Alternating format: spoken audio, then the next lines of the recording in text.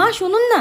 হ্যাঁ বলছি, আপনার ছেলে বাজার থেকে একটা এঁচড় নিয়ে এসেছে, কিন্তু কিভাবে কাটতে হয় আমি জানি না। আপনি একটু চলুন না, কিভাবে কাটতে হয় আমাকে একটু শিখিয়ে দেবেন।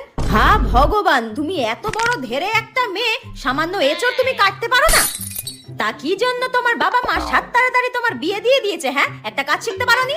আমার মেয়েকে আমি সবকিছু শিখিয়ে পড়িয়ে তারপর শ্বশুর বাড়িতে পাঠিয়েছি, যাতে শ্বশুর বাড়ির লোকজন আমাকে কোনো কথা শোনাতে না পারে। আর তুমি কি শিখেছো? হ্যাঁ ঠিক আছে মা, যাচ্ছি। হ্যাঁ ওই দেখো, বলতে না বলতে আমার মেয়ে ফোন করেছে। সব কাজ বাজ সেরে তারপর আমাকে ফোন করে। তোমার মতো নাকি মিনিটে মিনিটে বাপের বাড়িতে শুধু ফোন করা? হ্যাঁ মা বল, কেমন আছিস? মা শাশুড়ি শুক্তো রান্না খেতে চেয়েছে, কিভাবে করব বলে দাও। শুক্তো কিভাবে করবি বলে দেবো? ঠিক আছে, তুই এখন রাখ, আমি তোকে পরে বলে দিচ্ছি। ওই কেমন আছি জিজ্ঞাসা করছিল। শুনুন মা, আমি সবই শুনতে পেয়েছি, আপনাকে আর ঢং করতে হবে না। বৌমাকে টাইট করতে গিয়ে নিজেই টাইট হয়ে গেলাম।